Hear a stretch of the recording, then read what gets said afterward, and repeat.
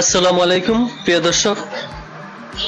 আজ বাংলাদেশ প্রতিদিন তাদের অনলাইন পোর্টালে একটি সংবাদ করেছে, সংবিধান থেকে জাতির পিতা ও বাঙালি জাতীয়তাবাদ বাতিল চাই, অ্যাটর্নি জেনারেল। সংবিধান থেকে সমাজতন্ত্র, জাতির পিতা, বাঙালির জাতীয়তাবাদ এবং ধর্মনিরপেক্ষতার মতো কিছু বিষয় বাদ দেওয়ার পক্ষে যুক্তি দিয়েছেন অ্যাটর্নি জেনারেল মোহাম্মদ আসাদুজ্জামান। বুধবার সংবিধানের পঞ্চদশ সংশোধনী নিয়ে জারি করা রুল শুনানিতে এসব কথা বলেন তিনি। বিচারপতি ফারাহ মাহবুব ও বিচারপতি দেবাশিস রায় চৌধুরী বেঞ্চে এই শুনানি হয়।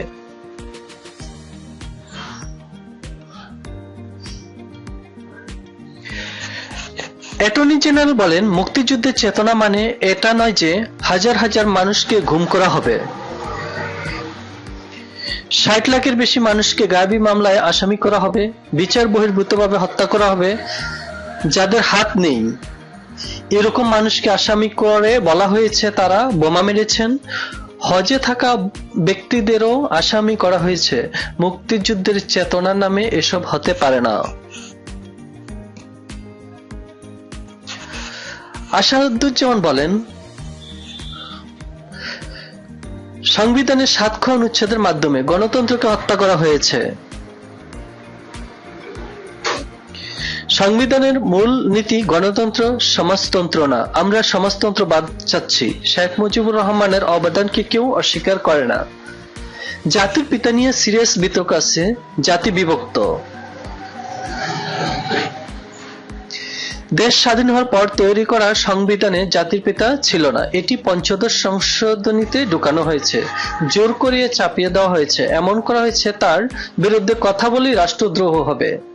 তাকে জাতির পিতা বলা সংবিধানের স্পিরিটের পরিপন্থী।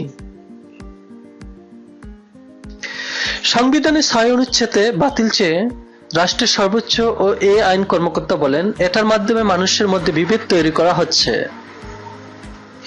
পৃথিবীর কোন দেশে ভাষা দিয়ে জাতিসত্তা নির্ধারণ করা হয় না।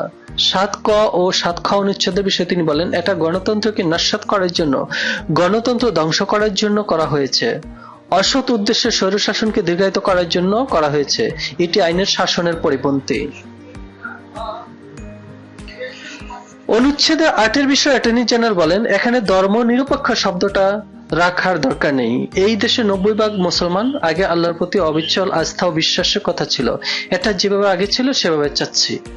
আর ২ কতেই বলা আছে, রাষ্ট্র সকল ধর্ম পালনের সমান অধিকার ও সমমর্যাদা নিশ্চিত করবে।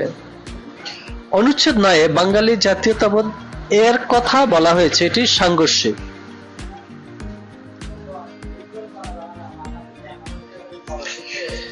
অ্যাটর্নি জেনারেল শুনানিতে আরো বলেন, তত্ত্বাবধায়ক সরকার বাতিলে বাংলাদেশের মানুষকে হৃদয়ে রক্তক্ষরণ হয়েছে, মৌলিক অধিকার ধ্বংস করা হয়েছে।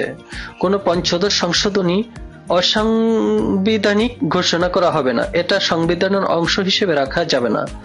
পঞ্চদশ সংশোধনী রাখা মুক্তিযুদ্ধের চেতনা, ৯০-এর গণ অভ্যুত্থান ও ২৪শে জুলাই বিপ্লবের সঙ্গে সাংঘর্ষিক। এই পঞ্চদশ সংশোধনী বাতিল না হলে আবু সাইদ মুগ্ধ সহ শহীদদের আত্মা শান্তি পাবে না।